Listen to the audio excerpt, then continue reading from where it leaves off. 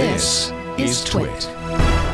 When the Nintendo Switch came out about a month and a half ago, the only reason to buy one at launch is if you're a die-hard Zelda fan. But now there's another reason to go out and get a Switch. It's Mario Kart 8 Deluxe. Sure, you can race against AI drivers on your own, and that is a blast, but Mario Kart is a game best played with a buddy or two nearby competing against you.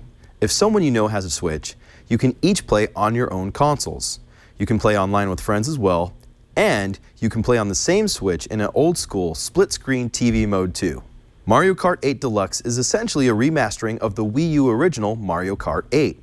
But even if you had the old version of this game on the old console, the new Switch version is worth its $60 price tag. The graphics have been improved with better lighting and character details, running at a locked 60 frames per second at 1080p docked on the Switch versus 59 frames per second at 720p on the Wii U.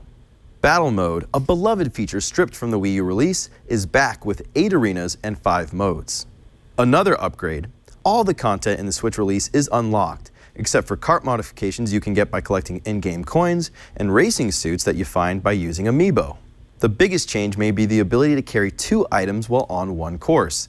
This will change your strategy when playing the game, allowing you to stock up on attack items, and it also means a lot more banana peels and shells flying around too. There are 42 characters to choose from and 48 tracks to jump into as soon as you start playing.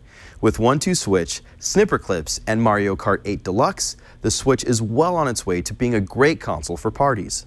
But these aren't the only great games on the Switch. Since launch, we've gotten the platformer Snake Pass, the addicting Graceful Explosion Machine, the brawler Mr. Shifty, the challenging Shovel Knight, and another racing option, Fast RMX. Importantly, Mario Kart 8 Deluxe and the growing library of awesome indie games are examples of Nintendo so far keeping its promise of a steady pace of fun new games to play each week. This all makes me hopeful for the future of the Switch, but Nintendo can make the console even better. Nintendo needs to ditch the Friends Code system that is needlessly complicated. There is still no online voice chat, which Nintendo says is coming later this year. I'd love to see apps like Netflix, Hulu, and YouTube on the Switch, and the best cross-platform games on the Xbox and the PlayStation like Overwatch and Battlefield. They would be awesome on the Switch, but they're not available. And there's no excuse for not having Nintendo's deep library of retro games available on the Switch.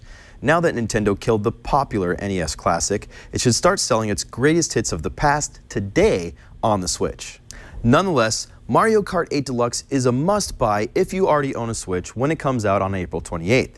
And if you don't have one, it's a great reason to go out and get one if you've been curious about it. I'm Nathan Olivarez-Giles, and you can find me on the new screensavers every other Saturday and on Twitter @NateOG.